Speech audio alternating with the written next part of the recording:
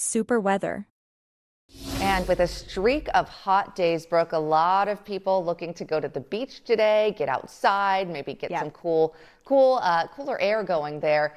But they do want to not just think about staying hydrated, but also think about what's going on in the water at the beach. Yeah, and I think we can't emphasize this enough. We've mentioned it every single weatherhead. MG Perez is out there at the coast talking about these conditions. They can be really dangerous and deadly, which unfortunately we have seen this last week. And taking a look at what we can expect in terms of the temperatures before we get to details on that rip current risk, the elevated surf, we're trending right around those upper 60s from the coast to the inland valleys this morning in the next hour.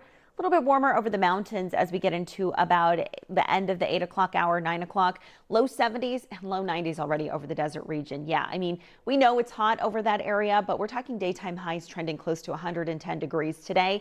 Back to the beach hazard statement. So this has been extended. Yesterday when I was telling you about this, we were planning on this expiring tomorrow night. Well, now it's extended through the entire week. Friday night is when this is set to expire.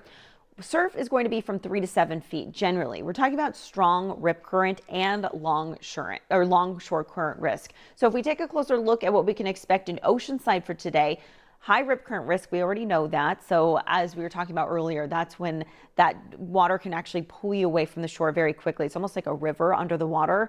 Water temperature is going to be really nice, upper 60s to about low 70s.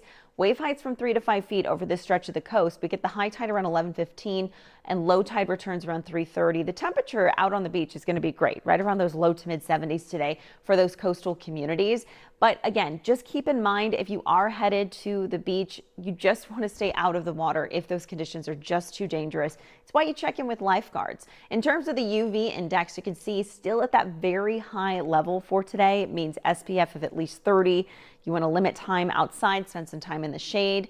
And over the inland valley communities also, we talked about those warm temperatures, some mid 80s in the forecast here. You can see the 70s at the coast, 80s, even some 90s possible today for the inland valleys. Same deal over the mountains, close to 110 over the desert region. Of course, we always have changes on the way, right? So looking ahead to the end of the week, this is your future weather pattern starting Tuesday night. We see this low pressure system coming up from the southwest.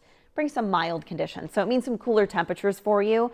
And we could trend right around seasonal norms or just slightly below seasonal norms. That would be for the end of your week. So here's a look at the 10-day forecast. You can see a return to some low 70s for the coast, and we'll have some upper 70s for the inland valley communities, kind of getting out of those 80s, but some areas will certainly be reaching that threshold.